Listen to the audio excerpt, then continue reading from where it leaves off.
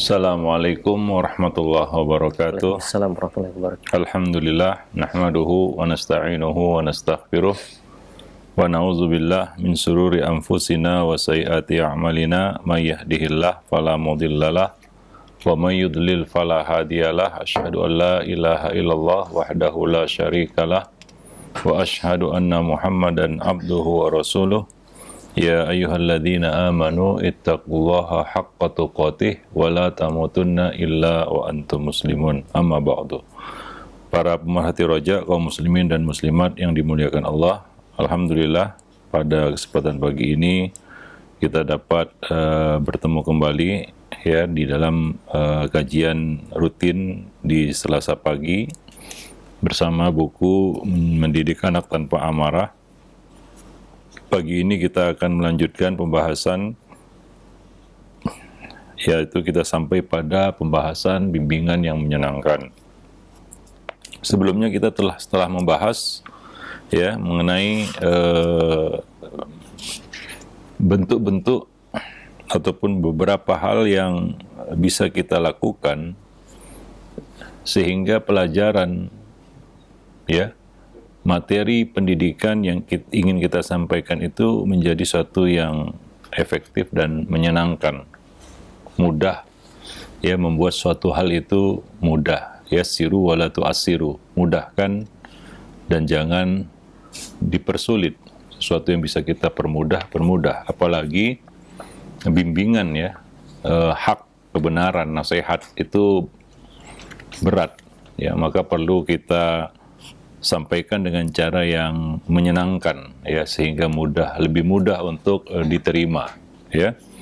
Di antaranya adalah pertama ya kita sebutkan, yaitu mendidik dengan keteladanan. Kadang-kadang anak juga bosan dengar suara kita ya, tiap hari kita omongin, tiap hari kita jelasin ya.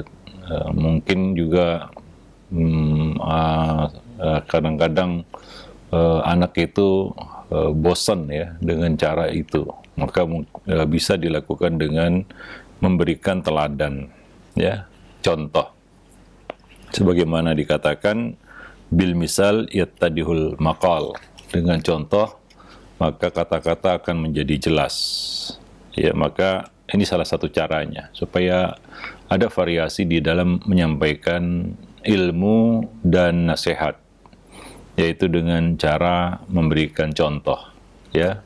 Coba kasih contoh, mungkin itu lebih bisa dipahaminya daripada kata-kata kita ya. Nah, yang terus mungkin kita ulang-ulangi setiap hari ya. Maka pendidikan yang paling efektif adalah dengan contoh dan teladan ya, kita beri contoh.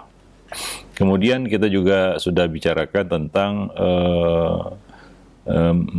menyertai ya, mengisi ya nasihat dan bimbingan itu dengan kasih sayang.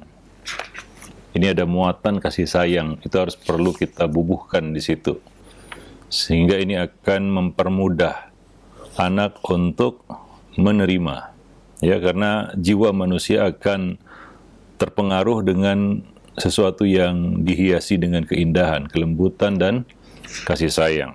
Ya, maka Allah mengatakan wa qulu linnasi husna, dan berbicaralah kamu kepada manusia dengan kata-kata yang baik ya. Nah, ini perlu kita sertakan di situ ya, kasih sayang.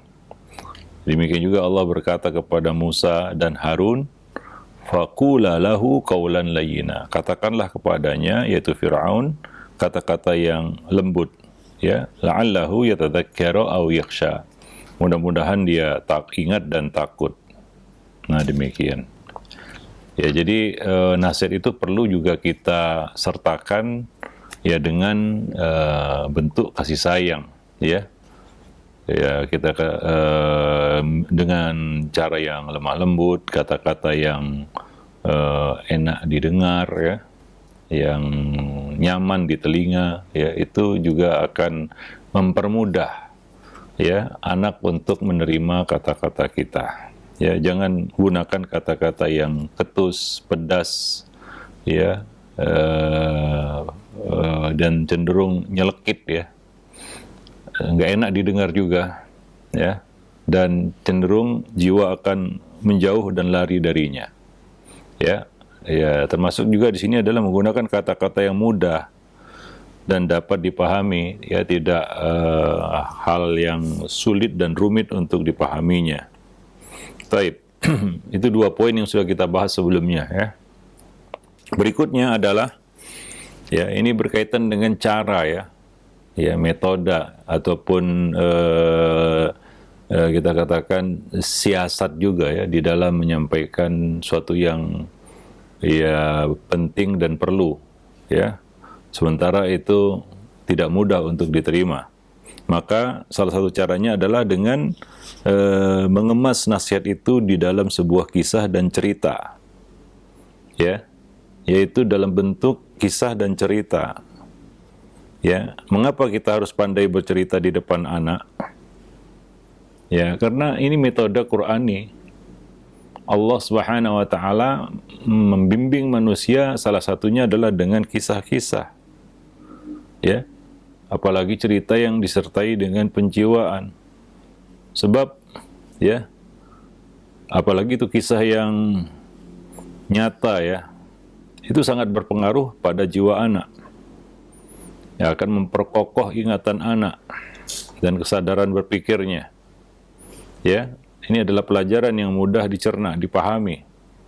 Ya, apalagi jika diberi ilustrasi cerita tadi, ya. Nah, dan menyampaikan pelajaran melalui kisah ini termasuk sarana pendidikan yang efektif dan memberikan pengaruh yang sangat kuat pada jiwa. Ya, maka Allah menggunakan metode ini di dalam Al-Quran. Ya, Allah mendidik dan mengajar kita, mengarahkan kita melalui kisah-kisah. Baik itu kisah-kisah para nabi dan rasul maupun orang-orang saleh sebelum kita. Allah mengatakan dalam surat Hud ayat 120, "Wa kullan naqussu 'alaika min amba'ir rusuli ma nuthabbitu bihi fuadak. Wa ja'aka fi hadhihi al-haqq wa fi hadhihi al-haqq wa mau'izatun wa dzikra lil mu'minin." Allah mengatakan, dan semua kisah dari rasul-rasul kami ceritakan kepadamu. Itu adalah kisah-kisah yang dengannya kami teguhkan hatimu. Dan dalam surat ini telah datang kepadamu kebenaran, pengajaran dan peringatan bagi orang-orang yang beriman.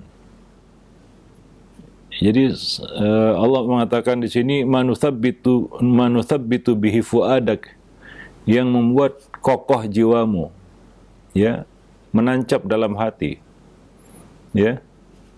Suatu yang kita sampaikan melalui kisah, maka kisah itu akan menancap dalam hati. Kita akan ingat terus kisah itu, ya. Nah, lebih mudah untuk dikenali oleh akal kita, diri kita, jiwa kita. Maka ini yang digunakan Allah di dalam Al-Quran. Bahkan ada satu kisah yang Allah ulang-ulang berkali-kali. Misalnya kisah Adam dan Iblis, kisah Musa dan Fir'aun, ya, dan banyak lagi kisah-kisah lain yang Allah sebutkan di dalam Al-Quran. Ya, misalnya kisah-kisah pertarungan antara hak dan batil, ya, keburukan dan kebaikan. Bahwasanya keburukan itu akan berakhir dengan kegagalan, ya, akan berakhir di neraka, sedangkan kebaikan akan berakhir dengan, ya, kebahagiaan, happy ending, dan tempat kembalinya adalah surga dengan izin Allah Subhanahu wa taala, ya. Dan masih banyak lagi, ya, kisah-kisah lain seperti kisah dua anak Adam, ya, kisah Ashabul Ukhdud, ya, dan kisah Ashabul Kahfi, ya, dan lain-lain yang Allah sebutkan di dalam Al-Quran. Demikian juga kisah-kisah yang disebutkan Nabi di dalam hadis, ya, banyak juga. Di antaranya adalah kisah Jurej, ahli ibadah, 3 orang yang terperangkap dalam gua, 3 orang yang Allah uji dengan sakit, kemudian Allah kasih, ya, sehat sebagai ujian berikutnya yang lebih berat. Allah uji dengan miskin, kemudian Allah uji dengan yang lebih berat, yaitu kaya. Ya, itu disebutkan di dalam hadis-hadis Nabi SAW. Demikian juga pada sirah Nabi juga terdapat pelajaran yang sangat berharga. Demikian juga kisah-kisah sahabat dan orang-orang soleh, ya, sebelum kita, para salafus soleh. Ini semua ya kita katakan kisah-kisah yang bisa kita petik pelajaran darinya, ya. Ya, terutama sirah Nabi SAW, ya. Bagaimana Nabi SAW ya memberikan pendidikan, ya, pengarahan kepada sahabat-sahabat yang mulia. Ya, terutama bagaimana Nabi memperlakukan, ya, anak-anak, ya, mendidik anak-anak, ya. Ya, seperti penuturan misalnya Anas bin Malik yang berkhidmat kepada Nabi lebih dari 10 tahun, ya.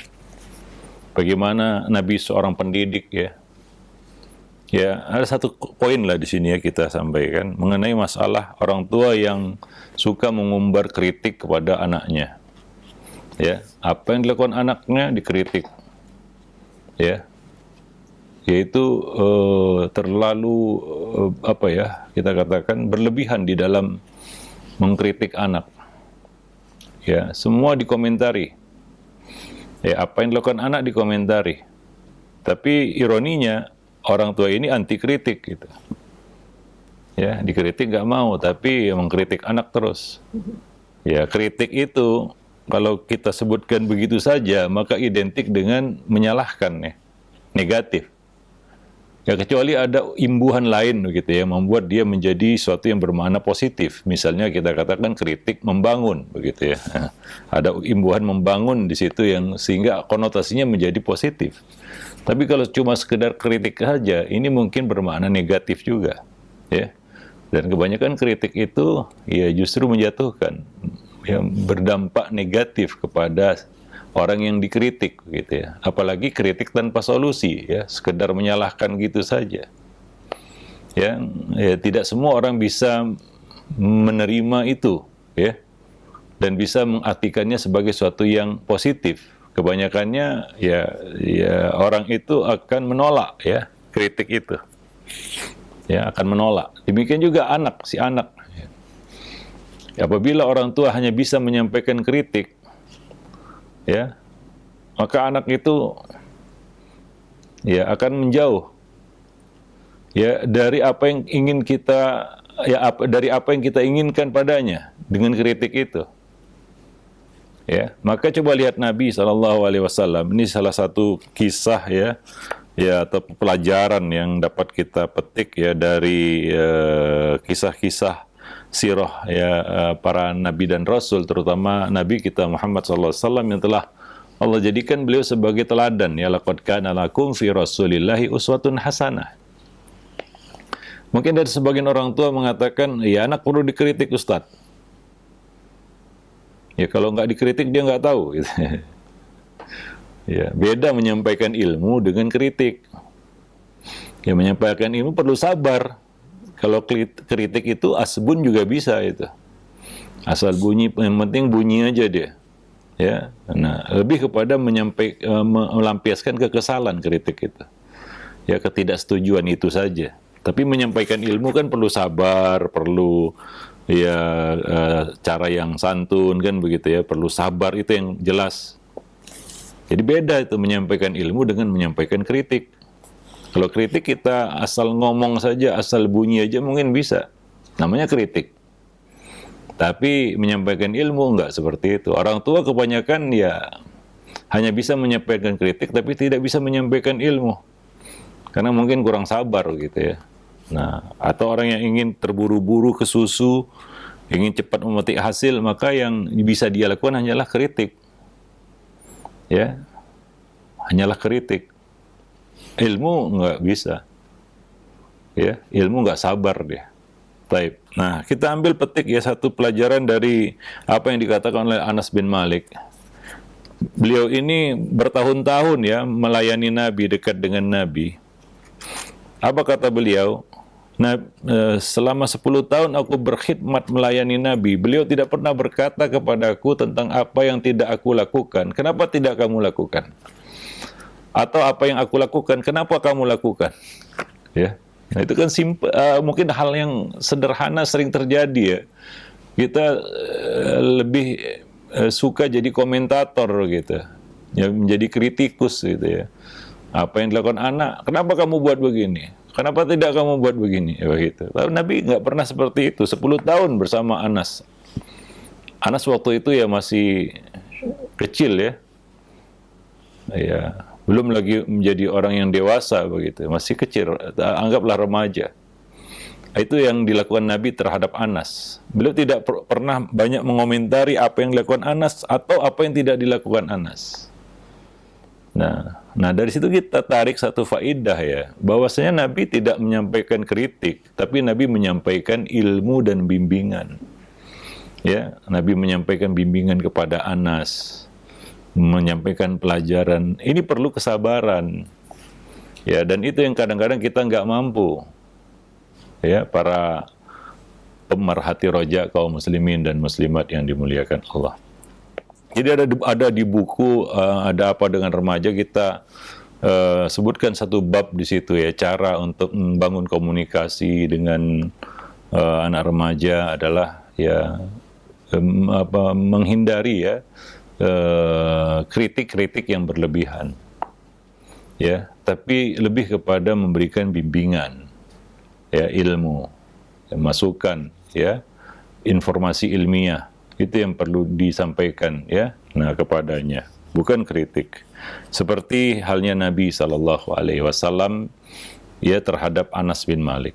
10 tahun Nabi tidak pernah berkata kepada Anas, kenapa tidak kamu lakukan ini? Kenapa kamu lakukan ini? Kalau kita mungkin sudah nggak terhitung lah kita berkata seperti itu kepada anak-anak kita ya. Karena ketidaksabaran kita ingin mengomentari apa yang dilakukannya, begitu. Kayaknya nggak tahan lagi kita untuk mengatakan, kenapa kamu buat begini? Kamu kan sudah besar, kenapa kamu begini? Kamu kan ini, kenapa begitu? Kamu kan sudah disekolahkan, kenapa gini? Ya, itu kan bukan ilmu sebenarnya. Lebih kepada melampiaskan kekesalan sebenarnya kepada anak ini. Ya, nah demikian. Wallahu alam bisawab. Ya, itu salah satu kita katakan ya hal yang bisa kita petik ya dari sirah Nabi. Maka kalau kita kumpulkan ya hadis-hadis Nabi berkaitan dengan bagaimana Nabi memberikan bimbingan, pendidikan kepada anak-anak ya, anak-anak ya, sahabat-sahabat ya waktu itu masih belia atau masih remaja, itu luar biasa. Itu menunjukkan bahwa Nabi itu ya begitu memahami psikologi anak gitu ya. Sangat-sangat ya, boleh kita katakan tidak ada yang bisa melampaui beliau di dalam hal ini. Ya, tidak ada yang menyamai apalagi melampaui. Wallahu alam bisawab. Beliau begitu mengerti dan menguasai psikologi anak kita. Sehingga beliau tidak melakukan apa-apa yang itu berbahaya. Jangankan berbahaya, menimbulkan hal yang jelek atau negatif saja tidak Nabi lakukan kepada mereka.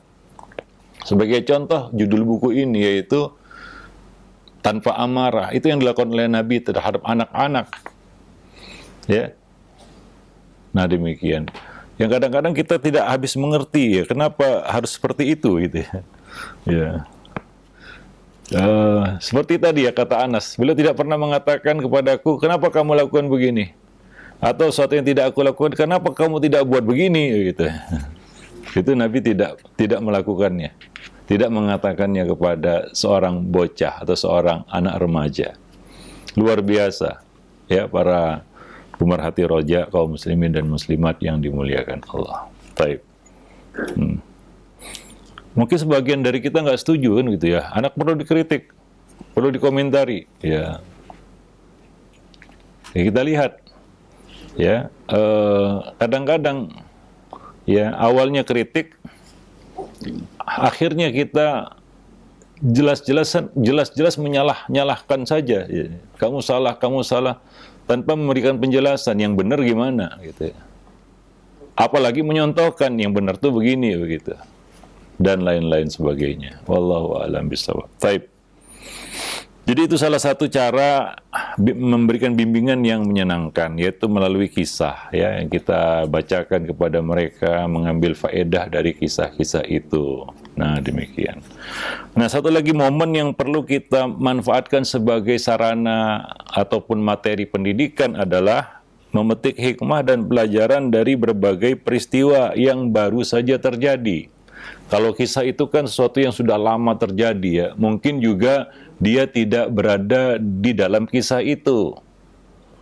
Misalnya kita membacakan kisah para sahabat, kita kan nggak hidup di zaman sahabat, tapi kita dengar ceritanya. Demikian juga para salafus soleh, para ulama, kita nggak hidup bersama mereka. Tapi kita bisa mengambil faedah dan pelajaran dari kisah-kisah itu. Ya, ada lagi hal yang bisa kita gunakan sebagai materi pelajaran, yaitu pelajaran dari berbagai peristiwa. Ya. Ya, dari kejadian. Ya, ada ungkapan yang mengatakan pengalaman itu guru yang paling baik. Maka anak harus dilatih untuk bisa mengambil pelajaran dari pengalamannya. Kadang-kadang perlu kita ingatkan, misalnya sesuatu yang sudah terjadi kan begitu ya. Lalu kita simpulkan ya faidah dari pengalaman itu. Lalu kita sampaikan kepadanya. Nah, demikian. Ya, mendidik anak itu bisa berlangsung setiap hari.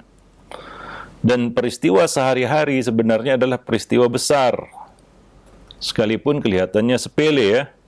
Nah, peristiwa keseharian ini akan memberikan pengaruh sikap terhadap peristiwa-peristiwa yang dialami anak di lain waktu. Ya, artinya ya kalaulah Nabi mengatakan ya, la yuldagul mu'minu fi juhrin wahidin marratain. Seorang mukmin tidak boleh jatuh dalam tidak boleh disengat dari lubang yang sama 2 kali. Artinya dia akan awas waspada karena dia punya pengalaman. Anak juga harus kita latih untuk mengambil pelajaran dari pengalaman yang sudah dialaminya. Dan perlu kita sampaikan kepadanya, ya. Karena itulah dia hidup. Allah mengajari kita dengan apa yang Allah ujikan kepada kita. Dengan apa yang Allah takdirkan kepada kita. Dan itu akan terus berlangsung selama kita hidup di dunia. Maka peristiwa-peristiwa kehidupan itu termasuk sarana penting dalam mendidik. Ya, ini juga manhaj Al-Qur'an. Ya, itulah salah satu hikmah kenapa Al-Qur'an itu diturunkan berangsur-angsur menurut peristiwa dan kejadian.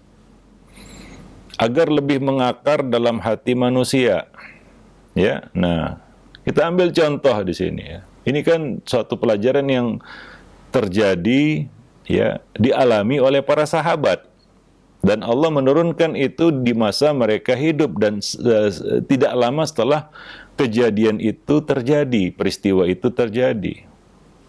Yaitu peristiwa yang menimpa kaum muslimin pada perang Hunain misalnya.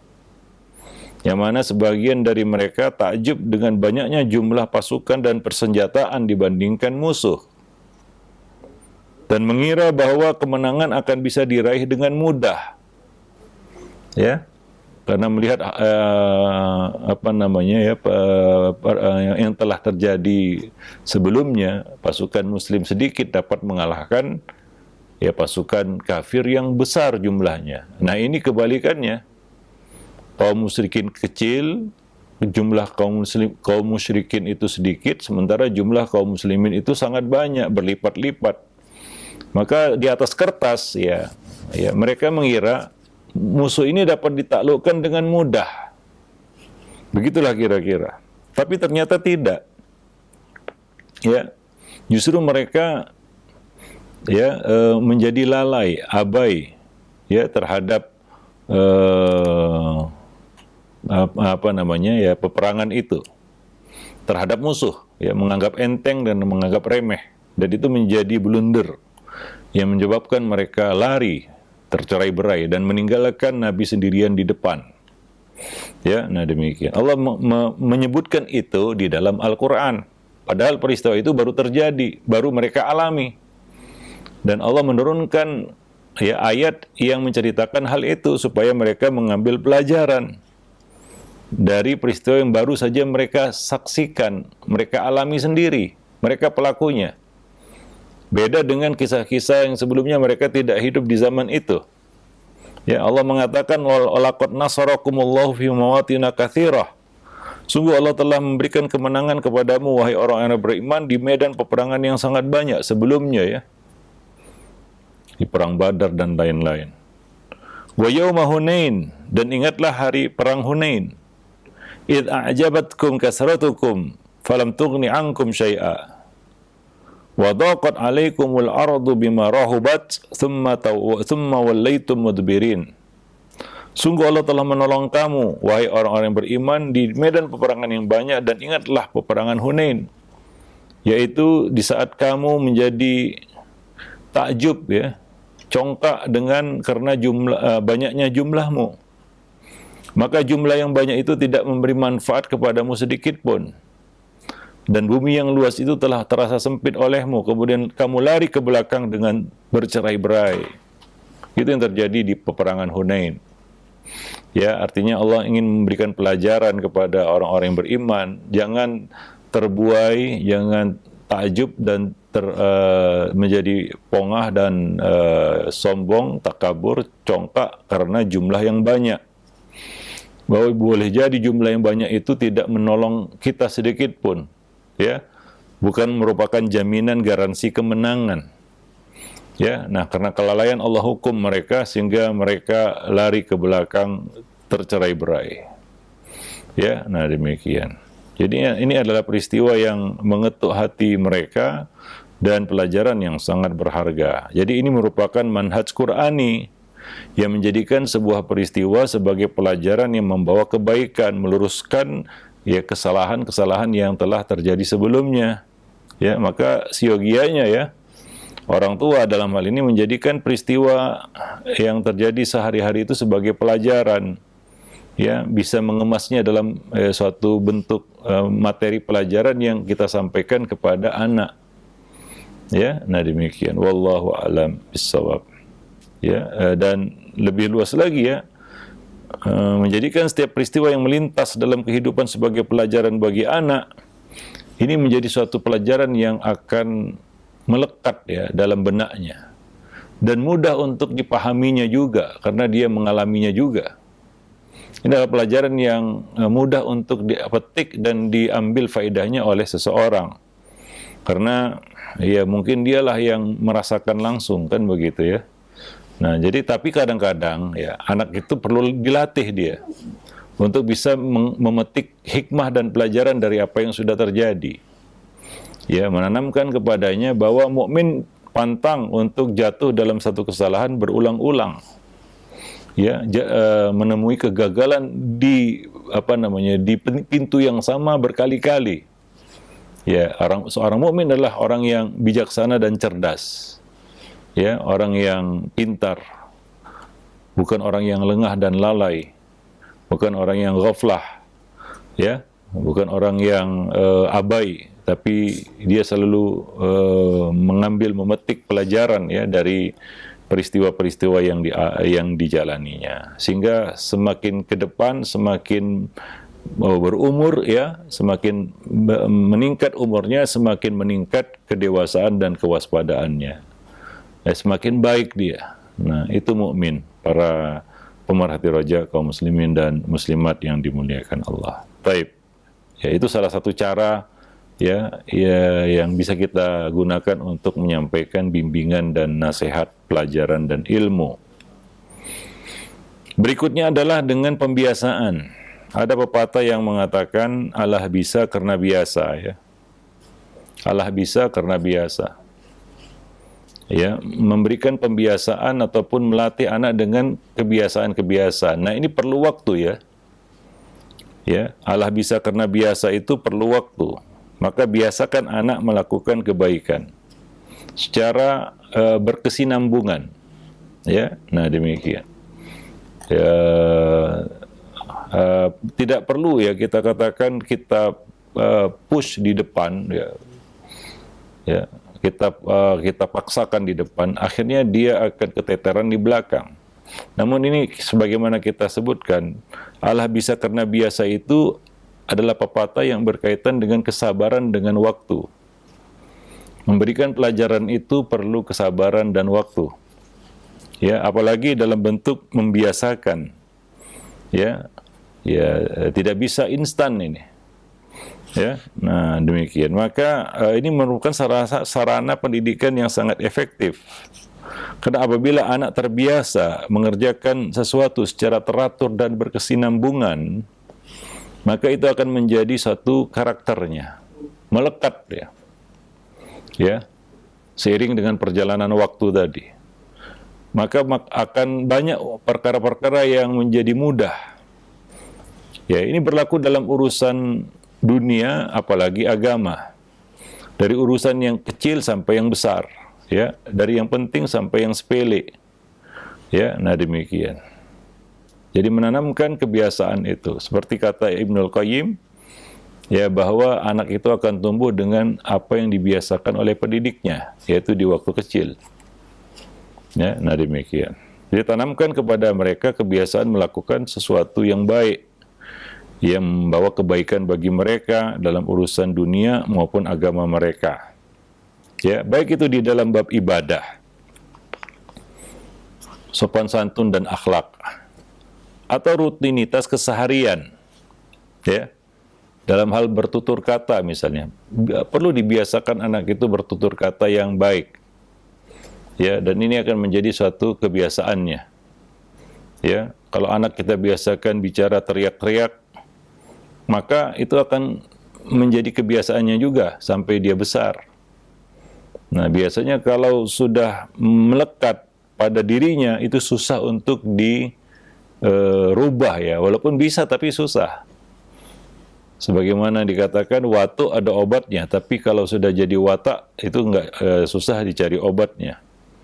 Ya, ini berlaku dalam kita katakan tadi dalam bab ibadah, muamalah dia keseharian, rutinitas keseharian, ya, akhlak dan ya adab bertutur kata. Ya, wallahu alam bisawab. Jadi perlu membiasakan sesuatu yang positif hingga dia menjadi bisa mudah mengerjakannya.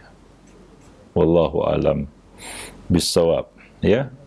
Pelajaran itu akan menjadi mudah untuk dia eksekusi, ilmu itu mudah untuk dia amalkan dengan pembiasaan. Ya, pembiasaan. Sekali lagi tadi kita sebutkan ya bahwa ini perlu kesabaran dan waktu. Ya, menanamkan hal yang baik itu perlu kesabaran dan waktu pada anak. Ya, nggak bisa kita suruh dia hari ini kemudian itu akan menjadi kebiasaannya seterusnya, enggak.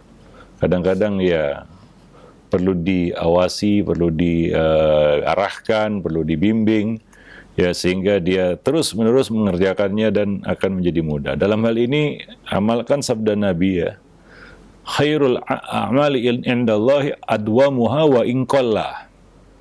Ya, amal yang paling dicintai Allah, disukai Allah adalah amal yang dawam, terus-menerus walaupun sedikit.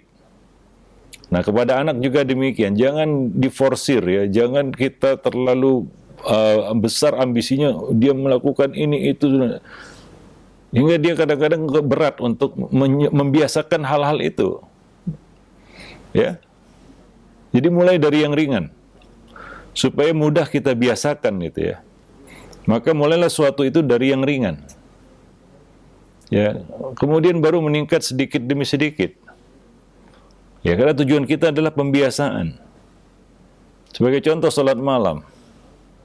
Kalau kita mulai dari yang ringan lah, yaitu salat malam sebelum tidur, witir, mungkin 1 rakaat.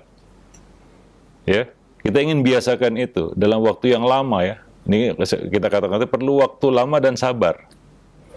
Kita lakukan itu dalam waktu yang lama. Ya, lama-kelamaan itu trennya bisa meningkat. Ya, biasanya seperti itu ya.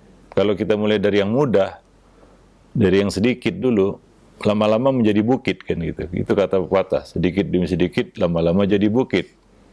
Trennya akan naik gitu ya. Tapi kalau kita mulai dari yang paling berat, paling banyak ya, paling berat, paling sulit, maka grafiknya cenderungnya menurun.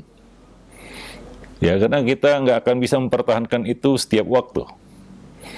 Lama-lama akan terus menurun, mungkin akan sampai kepada titik nol kembali, yaitu kita meninggalkannya. Tapi kalau sudah menjadi kebiasaan, berat untuk turun kembali.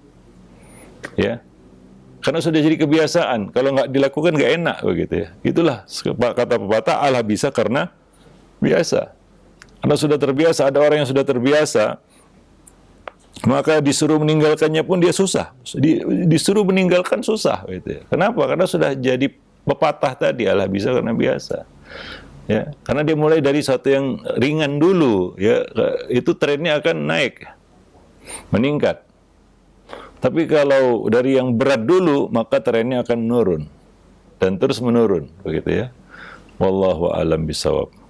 Ya, karena ia merasa gagal, ada perasaan gagal ya ketika kita mulai dari satu yang tinggi, yang puncak, yang banyak, yang berat. Ketika terus menurun, ada perasaan gagal kita. Dan akhirnya merasa tidak mampu. Jangan-jangan inilah salah satu tipu daya setan juga. Supaya membuat kita lemah, akhirnya apa? Saya nggak mampu. Karena ukurannya adalah suatu yang berat, yang banyak, yang sulit. Maka mulailah sesuatu itu dari hal yang mudah dulu. Hingga kita juga nggak merasa terbebani. Si anak juga nggak merasa terbebani untuk melakukannya. Tapi ini perlu terus dikawal, karena tadi kita sebutkan perlu waktu yang panjang ini. Long term ini ya. Pendidikan yang membutuhkan waktu yang panjang. Ya, hingga akhirnya lama-lama itu menjadi suatu kebiasaan yang melekat. Berlakulah pepatah tadi, Allah bisa karena biasa. Ya, nah untuk meninggalkannya aja susah dia. Meninggalkannya, mau dipaksakan meninggalkan pun sudah nggak bisa. Kenapa? Sudah, ya bagian dari dirinya, bagian dari jiwanya. Ya wallahu a'lam bishawab. Nah, demikian para pemerhati roja, kaum muslimin dan muslimat yang dimuliakan Allah, ya.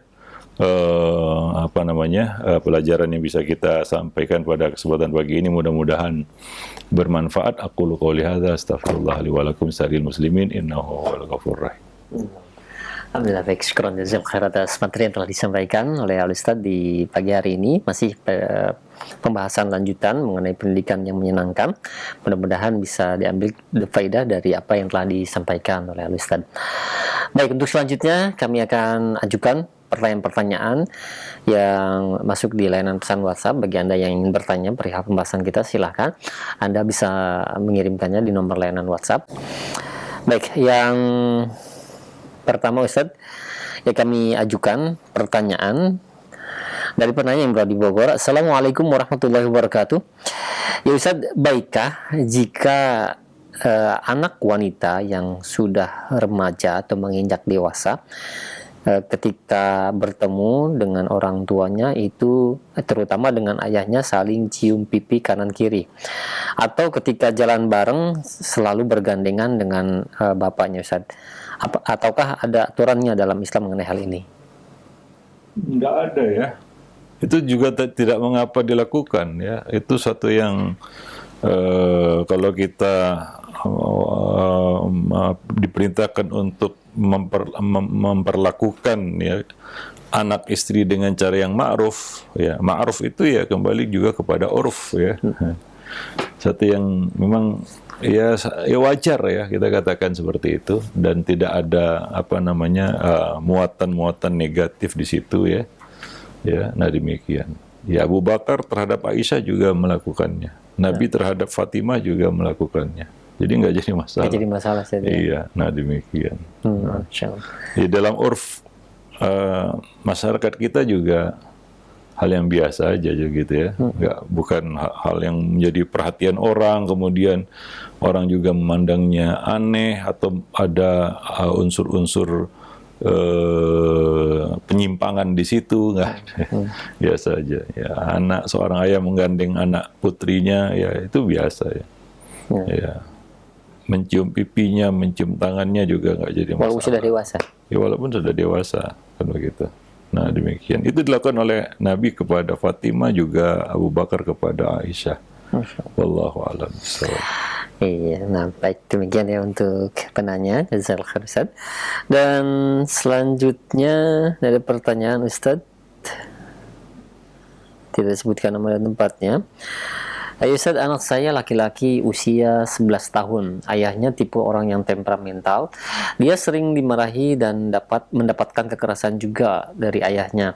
Setiap ayahnya memukul, saya melindungi anak saya. Bagaimana mental anak saya ke depannya, Ustaz, nanti jika sering dapat perlakuan seperti itu? Saya juga hampir kewalahan untuk bisa merubah sikap ayahnya, dan nasihat juga sudah disampaikan karena hal tersebut sudah menjadi wataknya. Mohon sarannya Ustadz agar anak saya tidak kena mental saat besarnya nanti. Ya, ini jelas salah ya. Kalau sekarang ada payung hukumnya gitu ya, itu perlu diberikan peringatan yang lebih keras bahwa anak punya hak ya, perlindungan ya, karena dia posisinya lemah kan begitu ya. Nah, artinya dia bisa menjadi objek kekerasan dari orang tuanya, terutama di sini yang ditanyakan adalah apa? Ayahnya kan begitu ya. Tidak selayaknya anak diperlakukan seperti itu, dan tidak sepatutnya juga orang tua berbuat seperti itu. Maka kita hidup di negeri yang ada aturan dan hukumnya ya, begitu ya. Ada payung hukum yang melindungi anak begitu ya, apalagi sekarang ada KPAI dan lain sebagainya ya. Yang mungkin orang tua itu perlu diberikan peringatan yang agak serius begitu ya. Artinya ini enggak bukan hal yang sepele begitu ya. Lalu dia beranggapan ini anak-anakku mau lakukan apapun terserah aku, enggak bisa seperti itu ya. Nah demikian. Wallahu a'lam bishawab. Sama aja seperti dirinya, dia tidak boleh memperlakukan dirinya sendiri dengan apa?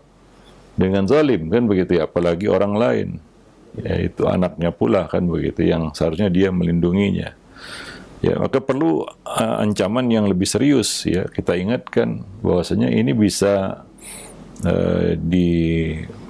diangkat ke ranah hukum kalau seperti itu, apalagi bisa menimbulkan trauma kan begitu ya, apalagi bisa menimbulkan ya kita katakan kerugian secara fisik begitu ya, misalnya cedera dan lain sebagainya. Kadang-kadang hal itu terus berlanjut dan tidak akan pernah mereda ya, hingga ya akan menimbulkan suatu hal yang disesali begitu ya, misalnya berakhir di rumah sakit, atau yang lebih parah lagi mungkin ya bisa menimbulkan kerugian nyawa begitu ya. Wallahu a'lam bishawab. Yang jelas mental pasti akan kena.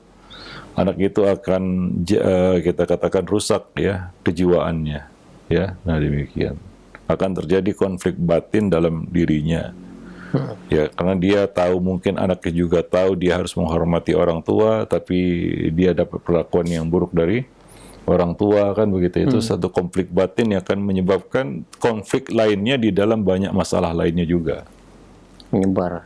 Iya, nah demikian. Ketidakpercayaan kepada lingkungan juga. Ya, banyaklah kita katakan ya, hal-hal negatif dari perlakuan kasar ya terhadap anak. Ya, nah demikian. Wallahu a'lam bishawab. Baik, terima kasih banyak atas jawaban dan nasihatnya. Demikian untuk yang bertanya, dan selanjutnya ada pertanyaan dari Herman yang berada di Tangerang, Ustaz. Ustaz, mohon nasihatnya. Jika saat mendengar kajian seperti ini, hati saya sangat sadar dengan cara mendidik anak lemah lembut, tapi ketika berhadapan langsung dengan anak terkadang lupa dan selalu ingat didikan bapak Ana rahimahullah yang sudah meninggal mendidik anak dahulu. Namun Ana sadar sekarang setelah jadi orang tua bahwa mungkin Ana dulu susah dididik oleh orang tua dan tidak menurut kepada orang tua. Jadi mohon nasihatnya bagaimana cara agar sadar saat dalam mendidik anak dengan kelemah lembutan, dengan didikan anak backgroundnya seperti dulu, yaitu keras oleh orang tua. Ya, yang jadi pertanyaan adalah apakah kita mau tradisi ini terus terwarisi ke generasi-generasi berikutnya. Kemudian anak kita juga, cucu, anak-anaknya, dan seterusnya. Nggak akan berakhir seperti itu. Ya, tadi diakui bahwa ia begitu terpengaruh dengan apa yang dia dapatkan dulu kan begitu ya. Nah mungkin juga itulah yang dialami oleh bapak kita dulu dari bapaknya kan gitu. Terus itu jadi warisan keluarga. Ya, itu perlunya kita belajar apa yang salah diperbaiki kan begitu ya, bukan jadi warisan begitu ya. Nah, itulah tadi kita sebutkan, ketika kita menampilkan sesuatu kepada anak tanpa disadari, suka tidak suka, sadar tidak sadar, kita telah memberikan contoh. Misalnya kita marah sama anak, bersikap kasar keras kepadanya, ya, maka ya mungkin yang kita inginkan adalah dia melakukan apa yang kita inginkan, kan begitu ya. Tapi ya kita kadang-kadang kurang menyadari ya akibat efek sampingnya. Ya, mungkin secara kasar mata dia nurut, tapi apa dalam hatinya kita nggak tahu ya. Apa pengaruh terhadap jiwanya kita nggak mengerti. Yang jelas dia menurut apa yang kita inginkan. Kan begitu ya. Nah, dan boleh jadi ya anak akan mengambil satu pelajaran itu ya. Pelajaran apa? Pelajaran bukan pelajaran yang baik, ini pelajaran yang buruk. Oh, begini. Kalau nanti jadi ayah, jadi ibu, begini nih. Nah, lalu ia lakukan itu kepada anaknya juga, kan begitu ya. Nanti kemudian hari. Ya. Walaupun berusaha ya, satu yang sudah tertanam dalam benak itu ya. Kadang-kadang bisa mengalahkan ilmu yang baru kita dapat saat itu. Karena ini pelajaran yang dia dapatkan sepanjang hidupnya di masa kanak-kanak gitu. Lalu dia sekarang menuntut ilmu, dia belajar, dia mendengarkan ilmu, dia tahu, oh dia baca buku, sebenarnya nggak seperti ini, mendidik anak harusnya tanpa amarah. Tapi karena memang dari kecil dia dapatkan itu, gitu. Itu pelajaran yang dia dapatkan dari kecil, dari orang tuanya. Nah, ini pengaruh buruknya seperti itu. Nah, ini kalau nggak kita sudahi dan berusaha betul-betul kita hentikan, nggak akan berhenti. Itu jadi warisan keluarga terus. Ya, nah demikian. Artinya begitulah dia selanjutnya dan seterusnya. Ya, seperti yang tadi ditanyakan. Ya, sudah tahu kadang-kadang, tapi ya itulah yang kita terima dulu, gitu ya.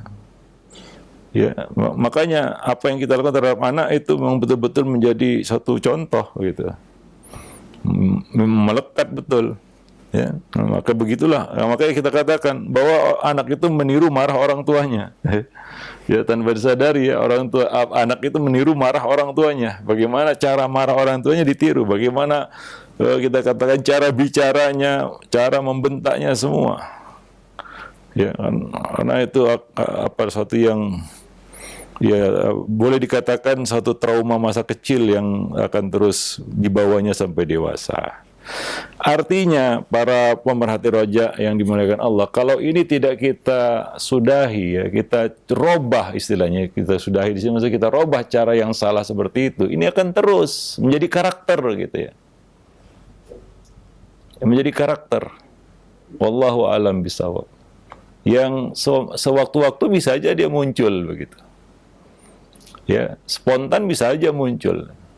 Ya, maka orang itu menjadi Ustadz, saya kok nggak bisa sabar gitu ya, karena itu tidak menjadi suatu pelajaran pendidikan yang kita terima dari kecil. Maka ya kita yang tahu itu ya sekarang sudah menuntut ilmu, sudah tahu yang benar harusnya bagaimana, itu tidak kita peragakan lagi di depan anak, harusnya seperti itu. Sehingga terputuslah mata rantai yang nggak baik itu ya. Demikian. Wallahu a'lam bishawab. Ya kita mohon ampun lah untuk orang tua kita, mungkin karena keterbatasan ilmu yang ada pada mereka, itulah dia. Kita juga tak sadar ya sekarang kemudahan untuk mendapatkan akses ilmu kan tidak semudah dulu ya.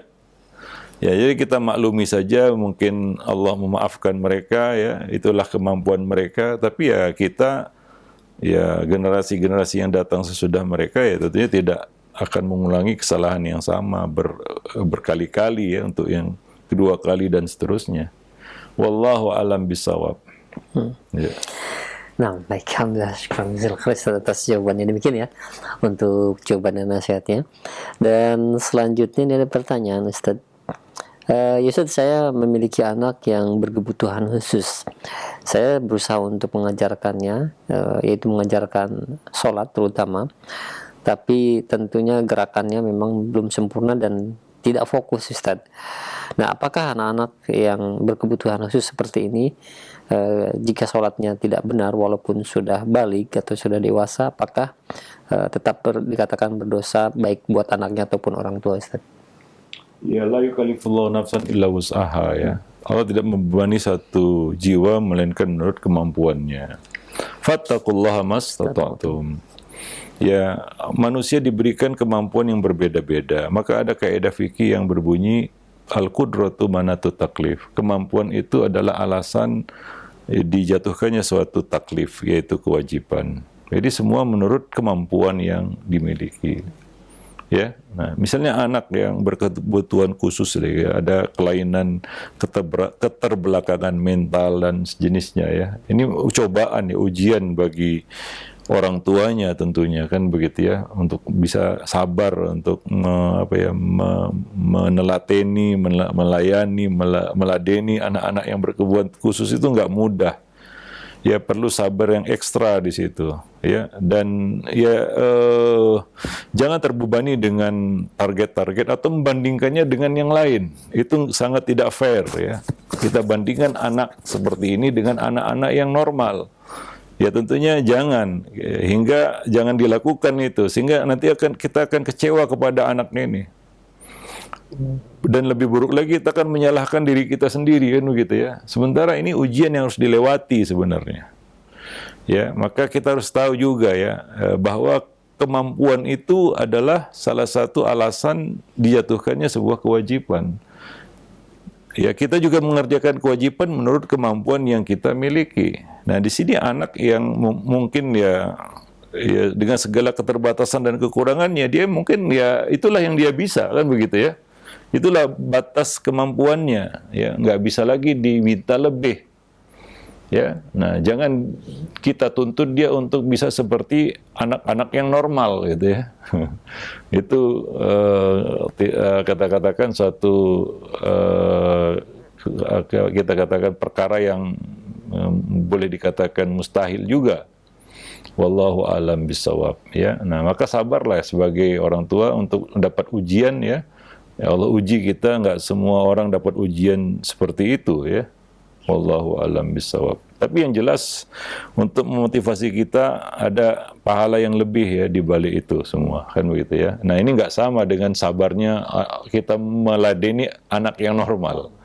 Anak yang normal aja perlu sabar, ya, apalagi anak yang berkebutuhan khusus. Wallahu alam bisawab. Mungkin itu adalah cara Allah untuk membuka peluang pahala yang lebih besar lagi kepada orang tuanya. Ya, wallahu alam bisawab. Nah, alhamdulillah. Bisa lanjut, Ustaz? Ya, bisa. Nah, alhamdulillah. Terima kasih banyak, syukran jazil khair atas jawabannya. Dan selanjutnya ini ada pertanyaan, Ustaz. Ya, Ustaz, apa yang harus dilakukan seorang ibu terhadap anak sambungnya, yaitu yang laki-laki yang menginjak masa dewasa atau remaja? Apa saja yang harus dihindari dan apa saja yang boleh dilakukan kepada anak laki-laki tersebut, Ustaz? Maksudnya apa di sini? Anak sambung mungkin anak yang dari suami, ya, anak suami bawaan. Iya, anak sambung berarti anak tiri, ya, bukan? Iya, betul. Ya, dia jaga, ya. Kewajibannya tentu dia sebagai orang tua sini posisinya, ya wajib juga, ya, memberikan bimbingan, nasihat, ya, dan memberikan yang baiklah kepada anak tersebut, ya. Nah, ya, sebagaimana juga kita punya kewajiban nasihat, ya, kepada, ya, segenap kaum muslimin, ya. An-nasihah itu kan lillah, li rasulihi, wa li kitabi, wa li a'immatil muslim wa ammatihim, ya. Nah, itu masuk kepada kategori itu, ya. Nah, walaupun dia bukan anak kandung, ya, anak sambung atau anak tiri, atau anak bawaan dari suami. Ya, nah itu kebaikan kita apabila kita mendidik dan membesarkan mereka dengan ketulusan, keikhlasan dan sepenuh hati, ya, seperti anak sendiri, walaupun statusnya bukan anak kita, ya, bukan anak kita. Wallahu a'lam bishawab. Dan ingat Nabi mengatakan, ya, Nabi mengatakan dalam hadis, wal mar'atu ra'iyatun fi baiti zawjiha wa waladihi, ya. Seorang wanita adalah pemimpin di dalam rumah suaminya dan pemimpin bagi anak-anaknya. Pemimpin bagi anak-anaknya. Awaladihi, hi di sini bukan ha, bukan waladiha. Waladihi, Anak-anak. anak-anak suaminya. Anak-anak suaminya ini bisa dari dia, bisa dari yang lainnya. Ya, itu kan anak dia, kan anak suaminya. Maka dia pemimpinnya di situ. Ya, dia harus memposisikan diri sebagai pemimpin yang mengayomi anak-anak tersebut. Wallahu a'lam bishawab. Ya, hatta dia sudah dewasa, kan begitu ya. Nah, demikian. Tapi ya tentu kita menjaga hal-hal yang perlu kita jaga lah ya.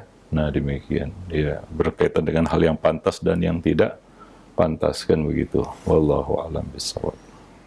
Baik, mungkin sampai di sini dulu pertemuan kita pada kesempatan pagi ini. Mudah-mudahan bermanfaat. Aku lu qauli hadza, astaghfirullah li wa lakum sa'iril muslimin, innahu huwal ghafurur rahim.